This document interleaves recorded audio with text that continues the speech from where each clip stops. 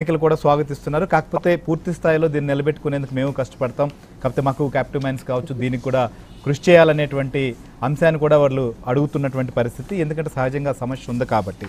ఇక రేపు హోంమంత్రి అమిత్ షా గారు రాబోతున్నటువంటి పరిస్థితి, రాష్ట్రంలో అభివృద్ధి సంక్షేమ కార్యక్రమాలు ఒకవైపు వెళుతుంటే ఇంకొక వైపు ఎలాంటి ఆటంకాలు భవిష్యత్తులో కూడా వీటికి అడ్డపడేటువంటి శక్తులకు కూడా ఖచ్చితంగా వాటిని ఏదైతే ఇప్పుడు వరకు ఉన్నటువంటి ప్రభుత్వం ఇంకా దీనిపైన స్పీడ్గా చర్యలు తీసుకోవాలనేటువంటి డిమాండ్ కూడా వస్తున్న నేపథ్యంలో ఏం చెప్తారు?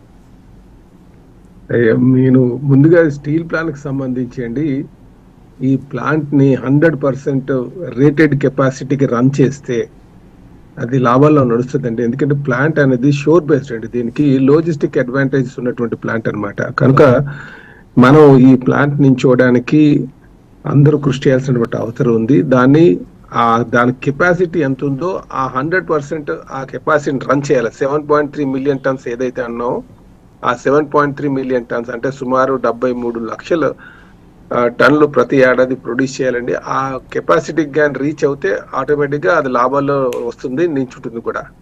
దీనిలో నాకున్నటువంటి 15 సంవత్సరాల ఎక్స్పీరియన్స్లో తెలియజేస్తున్నానండి.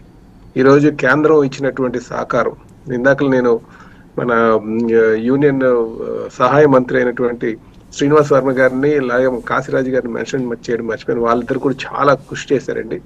వాళ్ళు కూడా ఈ సందర్భంగా మనం ధన్యవాదాలు తెలియజేయాలి. అయితే ఎప్పుడు కూడా తెలుగుదేశం పార్టీ ఎన్డీఏ కూటమి స్టీల్ ప్లాంట్ ఏ విధంగా పరిరక్షిద్దామనే ఆలోచనతోనే ఉందండి. ఈ ప్లాంట్ ని ఏదో విధంగా దోచుకుందామని గత 5 సంవత్సరాలు జగన్మోహన్ రెడ్డి గారి హయాంలో జరిగింది. అలాగే ఆ రోజు సేల్లో మార్చేద్దామంటూ వద్దనేది రాజశేఖర రెడ్డి గారి. అయితే ఇవన్నీ మనం నగ్న సత్యాలు అనమాట. అయితే నేను ఈరోజు ఈ ప్లాంట్ ని 2 మార్లు చంద్రబాబు నాయుడు గారు నించోబెట్టారు.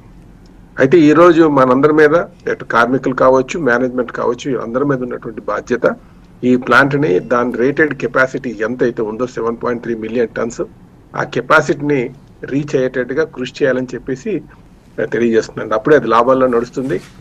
అది ఇంకా పైకి స్ట్రైక్ మోడర్నైజేషన్ అన్నిటి కూడా ఆ ఫండ్స్ తో వచ్చినటువంటి ఫండ్స్ తో వినియోగం చేసుకోవచ్చని చెప్పి తెలియజేస్తున్నానండి. ఇకపోతే పోలవరంకి వచ్చేసరికి నాకు పోలవరం కావచ్చు, లేకపోతే ఇటు అమరావతి కావచ్చు, గత 5 సంవత్సరాలు వాటిని నిర్వీర్యం చేసి అనేక సందర్భాలు నిజంగా ఒక అసెంబ్లీలో ఒక ముఖ్యమంత్రి మాట్లాడినటువంటి మాటలు మీరు చూశారు.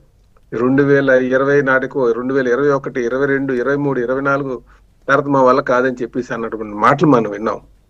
కనుక గత 5 సంవత్సరాలుగా ఆ ప్రాజెక్ట్ ని నిర్వీర్యం చేసి ఆ డయాఫ్రామ్ వాళ్ళు సుమారు 450 కోట్లతో కట్టినటువంటి డయాఫ్రామ్ వాళ్ళని పని డిలే చేయడం వల్ల రివర్స్ టెండరింగ్ అని చెప్పి దానివల్ల అది మళ్ళీ దెబ్బతిన్నటువంటి పరిస్థితి వచ్చి మళ్ళీ 900 కోట్లతో మళ్ళీ ఆ డ్యామ్ ని భవిష్యత్తుని దృష్టిలో పెట్టుకుని, ఎందుకంటే డయాఫ్రామ్ వాళ్ళు చాలా ఇంపార్టెంట్ అండి, సీపేజ్ లేకుండా చేస్తుంది అనమాట.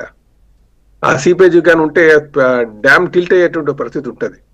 కనుక ఆ పరిస్థితి నుంచి కాపాడే విధంగా ఈరోజు మళ్ళీ చంద్రబాబు నాయుడు గారు కేంద్ర సహకారంతో మళ్ళీ స్టార్ట్ చేశారు దాన్ని. సో ఇది త్వరితగతిన కంప్లీట్ చేయాల్సినటువంటి అవసరం ఉంది. అది చంద్రబాబు నాయుడు గారి ద్వారా సాధ్యపడుతుందని చెప్తున్నాను. ఎన్డీఏ పార్ట్నర్స్ తోనే సాధ్యపడుతుందని కూడా ఈ సందర్భంగా తెలియజేస్తున్నానండి. అలాగే ఈ ప్లాంట్ చెప్తున్నాను, ఈ ప్రాజెక్టు పోలవరం ప్రాజెక్ట్ ఎంత ముఖ్యమైందంటే సుమారు 30 లక్షల ఎకరాలు ఆయకట్టు. ఖచ్చితంగా మనం డిస్కస్ చేద్దాం, ఎందుకంటే రేపు వర్క్ కూడా స్టార్ట్ కాబోతుంది కాబట్టి. ఏం చెప్తారు? ఈ ప్లాంట్ ని సెల్ఫ్ సస్టైన్స్ వస్తుంది, ఖచ్చితంగా ఇది సొంతగా లాభాల బాటలోకి వచ్చినప్పుడు నిలబడుతుంది.